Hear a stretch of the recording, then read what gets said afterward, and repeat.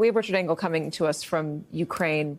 Richard, watching the meeting between the two men, the warm handshake, the jovial encounter, the laughing from Vladimir Putin, the let it go, how does that look from Ukraine? Well, Ukrainians feel very powerless at this moment. They're feeling very anxious about this meeting, and they're not going to like what they're seeing right now because the future of this country is on the line. They're potentially talking about a ceasefire.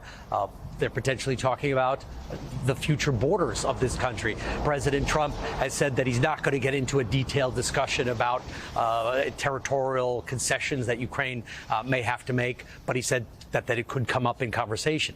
Of course it's going to come up in conversation. That is what this is all about. This entire conflict is about territory.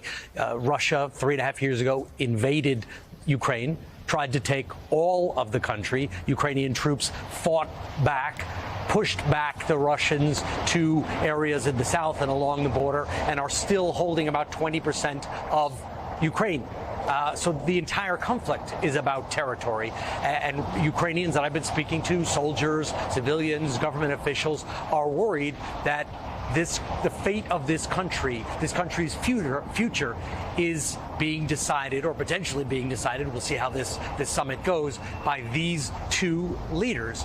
One of them their enemy, one Donald Trump, who has not always been their friend and who did not give anything like this, any kind of warm welcome like this to President Zelensky. In fact, President Zelensky was humiliated in the White House when he came not very long ago. So Ukrainians feel very concerned about all of this, very powerless. All they've been given is this vague promise that there could be some future meeting. By the way, it has just gotten, in case you notice, dark here. It seems to be some sort of power outage in the city where I am, the city of Kharkiv.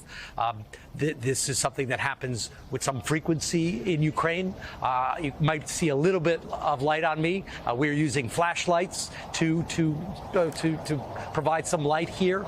So the situation in Ukraine, despite the bravery that we've all seen from the Ukrainian people over the last 3.5 years, remains dire. Every night there are drone attacks against Ukrainian cities. Every night there are missile attacks, and now rolling power outages. So this is a country at war, under attack, watching its future potentially being decided by two leaders that Ukrainians don't really trust. So they have no trust for Vladimir Putin, and they have skepticism about Trump.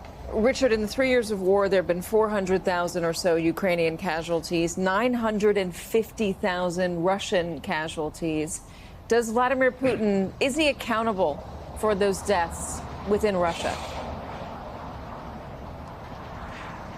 So far, no, but history is long. We will see if what price Vladimir Putin may pay for the Russian invasion.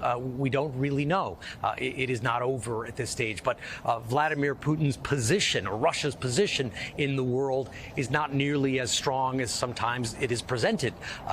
Vladimir Putin, over the course of this war, as according to a U.S. think tank, has lost 1 million people, either dead or injured. 1 million casualties.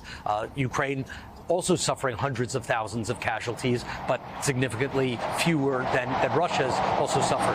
Russia's also become more and more dependent on China. Russia's had to recruit from the prisons. It's had to use mercenaries from the Wagner group until that group's leader decided to launch an insurrection and try and take over the Kremlin.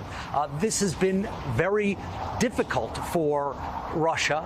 Vladimir Putin initially tried to take all of Ukraine, but Richard, that was a disaster. I'm sorry to interrupt his you, tanks but ran out of gas, his we troops have the ran out of audio. fuel.